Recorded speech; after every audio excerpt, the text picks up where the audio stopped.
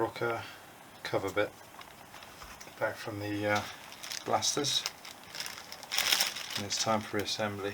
We've got the replacement parts we need, so we've got replacement washers, O-rings, we have got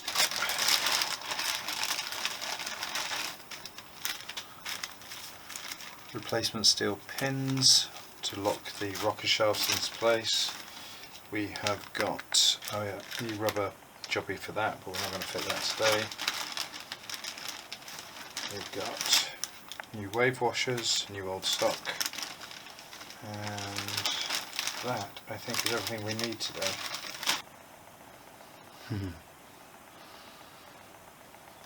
You know, you sometimes get things in your head, you know, ideas that a job's going to be just take off an oil seal or whatever, and then it's 4 times harder than you think it's going to be. I think that's a case of the rubber's been there for 40 years.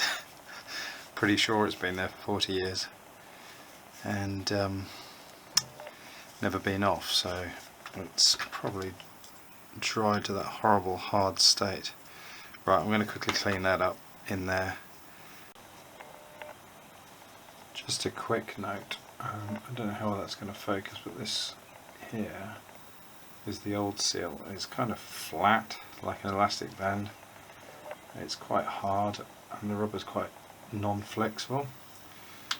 The new seal is really squishy and really rubbery, and it's round, so hopefully that'll cure the oil leak we had.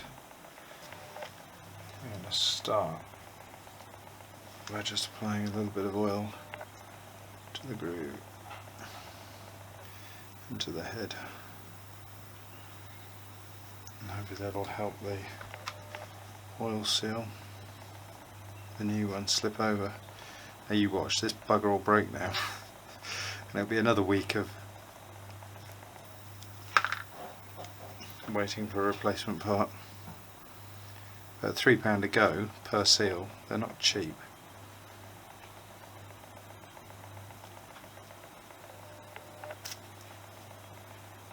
Oh, it went on.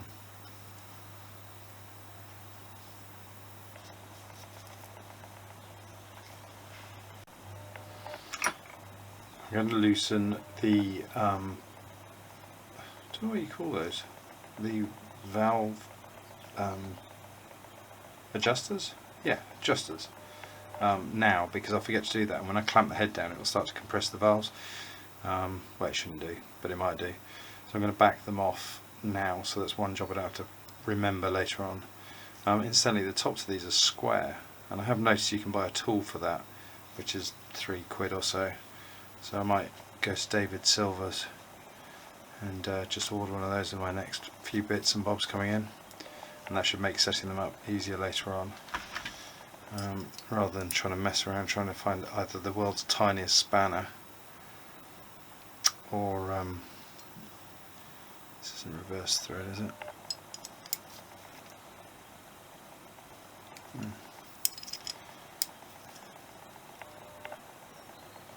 Okay, they're nice and tight. I'm going to think about this before I start using brute force. It never fails to amaze me how sometimes the small jobs are sometimes the more difficult jobs. These valve adjusters, you'd think would be a simple case of just cracking the nut, winding them back, winding it down a bit loosely so that they're backed off. However, whoever had last put these on, or through lack of maintenance they haven't been moved in a couple of centuries, it took a lot of force to crack these nuts off, and you know, on the verge of uncomfortably forceful. I was very aware that I didn't want to bend any of these arms. I don't know if that's possible, but again, I don't know if it's possible. It's time to dry assemble the rockers onto their shafts. I said dry assemble. There are pins that hold the shafts permanently in place once they're hammered in. I'm going to leave that for another day. I'm going to just fit everything to its place, put this in a bag and then put it aside. I will probably put the pins in the bag to remind me to do it, but I don't want to fit them because I want a couple of days just to come back to it later on, and if there are any assembly errors then I'll pick up on it, change it, and then the pins will go in as a very, very last thing when I'm happy that everything is the way it's supposed to be. Okay, I'm going to apply some lubrication and bring it over here so I don't dribble it across the bench. A little bit onto the new seal that's fitted. Incidentally, this is the exhaust side, so we've got the decompression hole there, we've got the cam follower, and that is the decompression lever, and we know it's the right side because this is the front. A bit of lubrication on the shaft.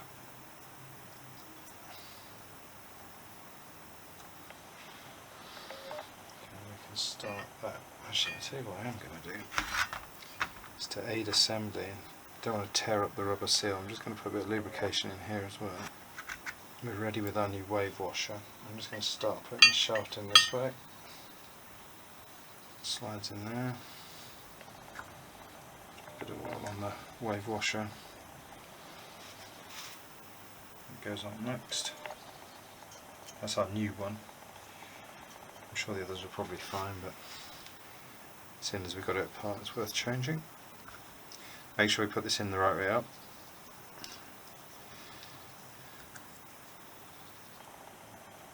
Lubrication there.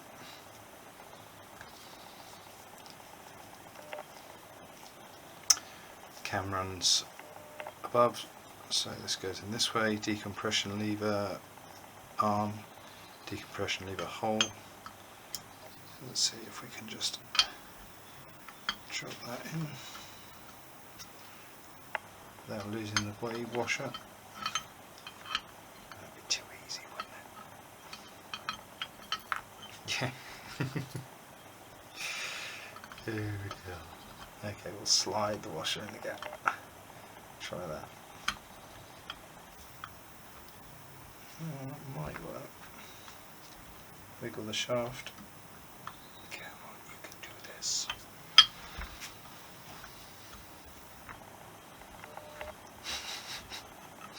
The new spring is springy.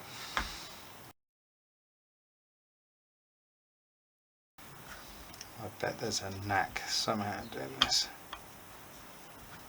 A little bit of knack I haven't got. Okay, the issue is, it's not an issue, but this is quite a tight clearance here, and the spring has to go down that gap at the end there, and because it's a spring of applying force, it doesn't want to go in, but I am telling it, it has to. It's the law.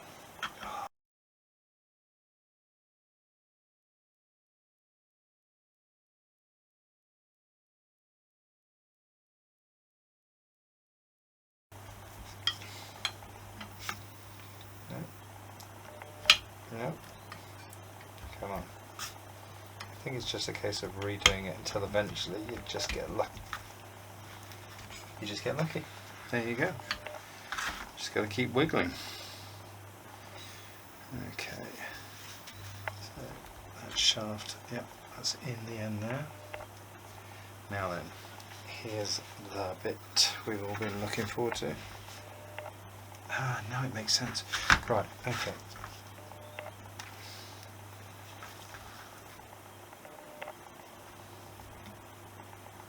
Come on.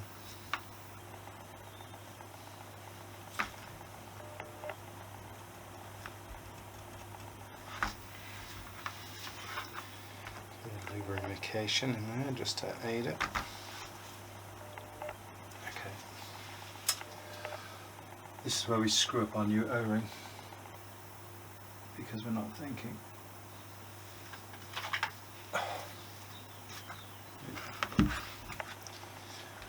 Okay, so our new O-ring sits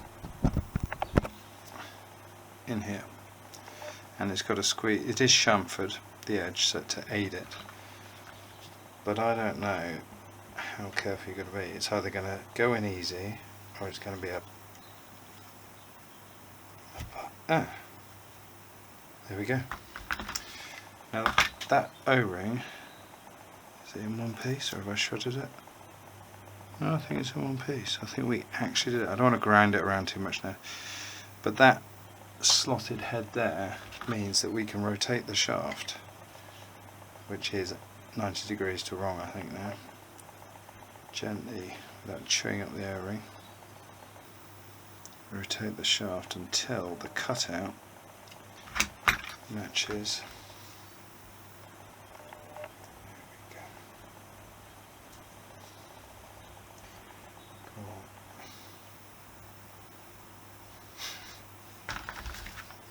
Just needs to come a bit further out.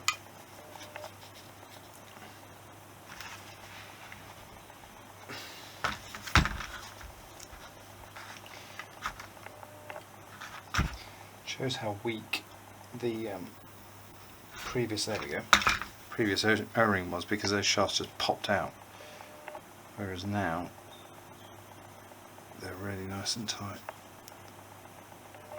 Good stuff. Shows how important it is to lubricate the O-rings though, because without that they'd be going in dry and there's a good chance they'd get chewed up. That looks okay. That looks good. Cool. One down, one to go.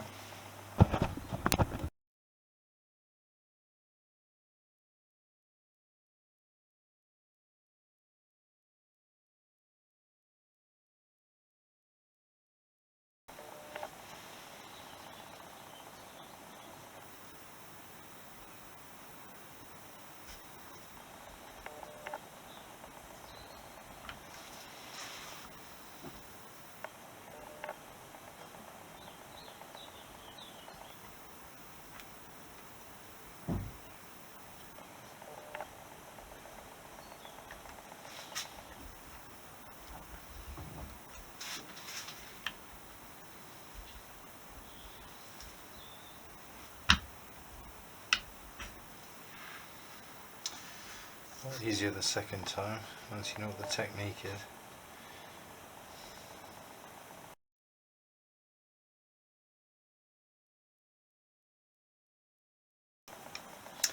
And there's a little oil hole at the top of the rocker arm. I'm just going to flood a bit of oil in there as well, just so that on startup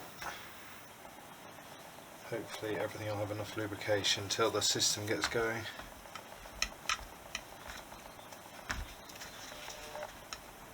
Feels okay.